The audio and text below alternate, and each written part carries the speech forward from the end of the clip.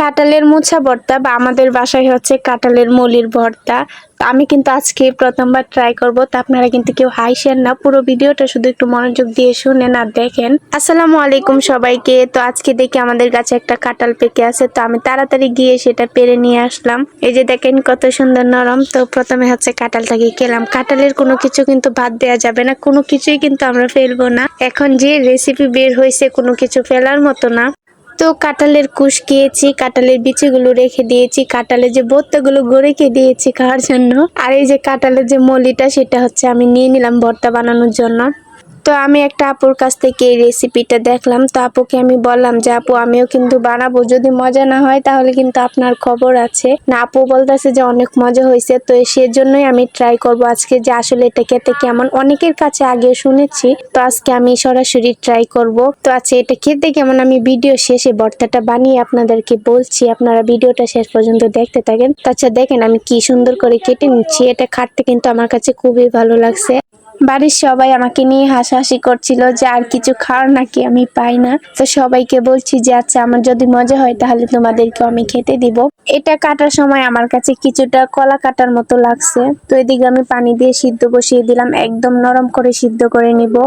প্রথমবারের মতো আমি রান্না করব, তাই আমি অল্প করেই নিয়েছি। তো এই তো এখন সিদ্ধ হয়ে গেছে, এখন আমি ব্লেন্ডারে একদম ফিনিশ করে ব্লেন্ড করে নিব। এটা পাটায় বাটলেও হবে বা হাত দিয়ে চটকালেও হয়ে যাবে। তো এই তো আমি এরকম করে ফিনিশ করে নিয়েছি।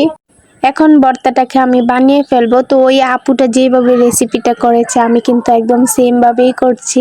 তো ফ্রাই প্যানের মধ্যে আমি অল্প করে তেল দিয়ে দিলাম, আর এখানে আমি শুকনো মরিচ চিড়ে দিয়ে দিব। 2টা শুকনো মরিচ নিয়ে নিলাম। তো আমি চিড়ে দিচ্ছি যেন জাল হয়, আমি কিন্তু এটা ভর্তা করব তাই।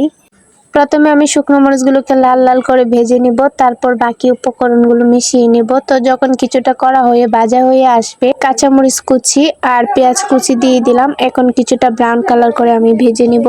তো ব্রাউন কালার করে ভাজা হয়ে গেলে আমি মশলা অ্যাড করে দিব। এখানে মরিচের গুঁড়া সামান্য পরিমাণে দিয়ে দিচ্ছি, হলুদ গুঁড়া আর ধনিয়ার গুঁড়া দিব, আর স্বাদ মতো লবণ দিয়ে দিব।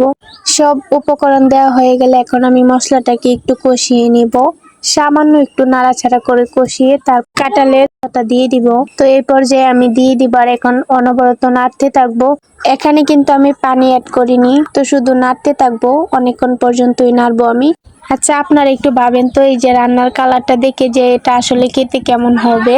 তো এখন বলি যে আমার কাছে খেতে কেমন লাগছে, অনেক মজা লাগছে, যা বলার মতো না। আমি কখনো ভাবতেই পারিনি এরকম কাঁঠালের ভর্তা যে এত মজা হবে। আসলে দেখেন রান্নাটা দেখতেও যেমন মাশাআল্লাহ হয়েছে, খেতেও তেমন হয়েছে। ভর্তাটা হওয়ার পরেই প্রথমে আমি খেয়ে ট্রাই করেছি, যখনই মজা হয়েছে তখনই আমি বাড়ির সবাইকে বলছি খাওয়ার জন্য। আমি আমার শ্বশুর বাড়িতেও গিয়েছিলাম, ওখানেও সবাইকে, চাচি শাশুড়ি আমার ভাবিদের সবাইকে দাওয়াত দিয়ে আসলাম যে আপনারাও এরকম কাঁঠালের মোচার ভর্তা করে খাবেন। আর আমি আমার জামাইকে কি করছি, রাত্রে তাকে না বলেই দিয়েছি যে আচ্ছা ভর্তা দিয়ে তুমি ভাত খাও। সে কিন্তু একদম এই ভর্তা দিয়ে পুরো ভাত শেষ কর। তো আপনারা ভাবেন যে এটা কতটা মজা হয়েছে।